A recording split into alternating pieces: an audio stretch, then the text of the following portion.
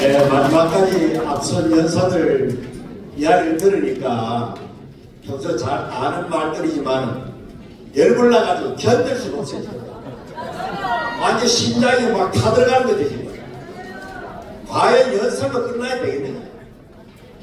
그야말로 이 나라가 이번에 이 시간이 되는데도 불구하고 이 나라를 지켜야 될 책임 있는 위치에 있는 정치권, 언론, 지성인들, 종교계 어느 하도 없이 정치를 차리고 있는 집단이 보이지 않는다는 사실. 아까 부산에서도 잠깐 언급했지만 사람이 죽을 병에 걸리면은 몇 달 전부터 그 증상이 나타납니다.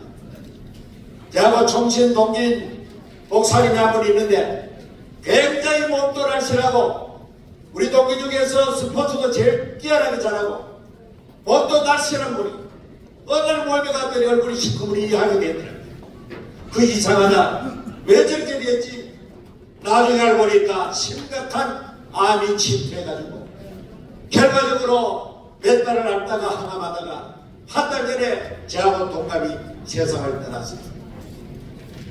나라도 마찬가지입니다. 자유 대한민국이 번영의 활로를 지르면서 전 세계 가장 위대한 나라, 자유로운 나라, 풍요로운 나라를 만들었다고 우리들 스스로 자화자찬했지만 김국성 선생님의 말씀한 대로 살찐 돼지가 굶주린 1인자들한테 먹잇감이 되는 것은 동서고금을 막론하고 한결같은 원리입니다. 세계 최강의 미국과 7나라가 연합해가지고 베트남을 지키기 위해서 우리나라도 5만 군대가 갔지만 그 보잘것없는 베트남과 월맹군이 해가지고 처참하게 패배를 해버린 역사가 있습니다. 그것은 다만이나 당시에 베트남이 월등한 무력을 가지고 있었지만 국민적 실이 썩어 빠졌고 국민 구석구석마다 빨갱이 가찬들이 침투해가지고 날마다 반정부 대본에 일삼다가 결국에는 역사에 손을 두고 말았습니다. 지금 우리 대한민국은 어디에 무너져도 이상하지 않다. 윤석열 대통령이 겸을 선반다 한 말입니다. 오늘 무너져도 오늘 밤에 망해도 내일 당장 온 나라의 관공서에 붉은 깃발이 휘날려도 이상하지 않을 만큼 이 나라가 이 지경으로 올라가겠습니다. 여러분 오늘 연사들 말 듣고 여러분이 잠이 오십니까? 이러니 과연 우리가 부담 받고 살만한 나라가 되었습니까? 그런데도 대다수 국민들은 잠꼬대 같은 소리를 하고 있습니다. 세상 사람들은 모릅니다. 그러나 적어도 영계를 책임진 목사들은 예언자적인 그런 심정으로 산다면 이 시대를 통찰해야 되는 것입니다. 왜냐하면 공산주의 세력은 마귀의 세력이고 사탄의 하수자들이기 때문입니다. 기독교는 절대로 공존할 수가 없습니다. 여러분, 얼마 전에 박초준 원로 목사님께서 하신 말씀을 한번 들어보십시오. 모두에게는 단관을 말하면 우리 목사들 같아. 민족이 위기 앞에 섰을 때 우리 나이도 죽게 됐다, 마게 됐다, 이러다는 공산주의 됐다, 나서자. 여기 필요해. 이거 못하는 건 아무것도 아니야.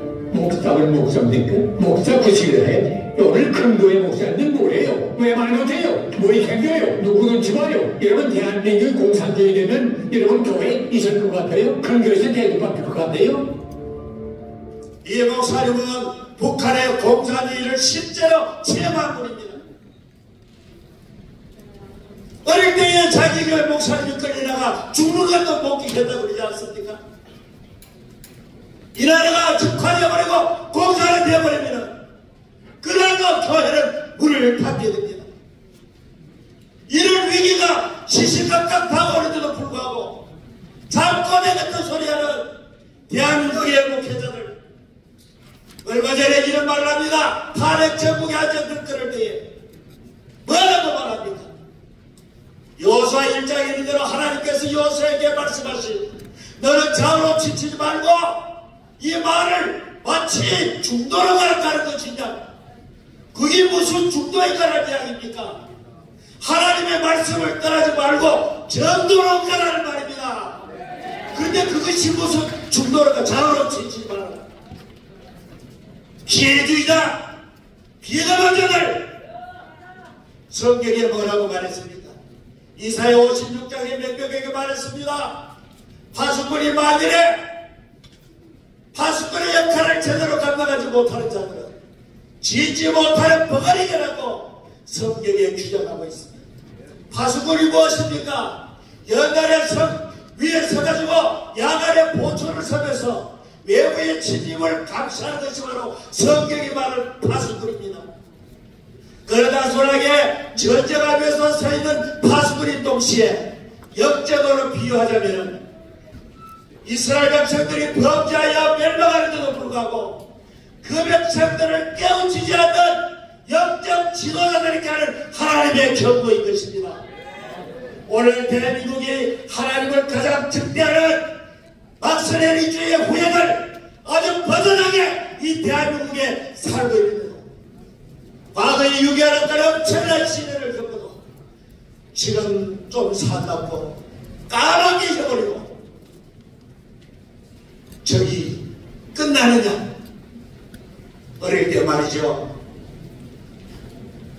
부잣집 아이들 잘 커가지고 부유하게 살고 그랬지만 가난한 집 아이들 빽빽 많았습니다. 그런데 그 부자 아이가 살다가 나왔지만 빽빽 많은 가는뱅이 아들한테 한 대 때리면 울면서 집으로 가버려요. 잘 먹고 덩치가 커도 빽빽 많은 깡마를 깡다고 있는 가는뱅이 아들은 요새 누구든 터진 것이었어요. 우리 대한민국은 6.25는 수없이 북한의 깡마는 깡패가 드는 거라는데 어제 터지면서도 불구하고 마치 우리가 이만큼 잘 사니까 우리가 이겼다 착각하면 안 됩니다. 여러분 보십시오. 세계 역사에 반드시 부자라는 이긴다는 법이 없습니다. 그러므로 우리는 깨어나야 합니다. 한국교회는 깨어 외쳐야 합니다. 한국교회 지도자들 정말로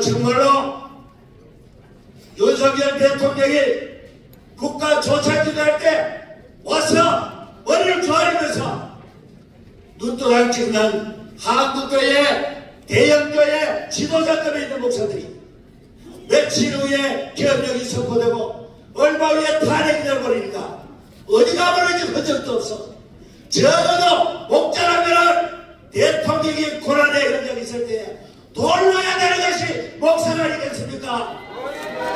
최고의 지도자라고 하면서 최고의 목회자라고 하면서 그 땅을 안 하면 때리지 않으라. 그거 따라합시다. 때리지 않으라. 때리지 않으라.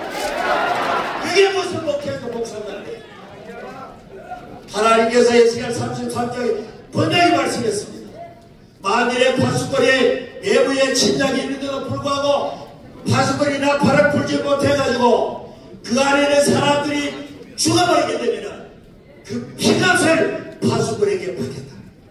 오늘 이 대한민국이 잘못돼가지고 잘못돼서 많은 국민들과 한국교회가 피해를 보면 이 모든 피값은 한국교회 목사들 당신들의 몫이라는 사실 알아야 합니다. 여러분. 그렇기 때문에 한국의 목사님들 깨어나야 합니다. 따라합시다. 깨어나라. 깨어나라.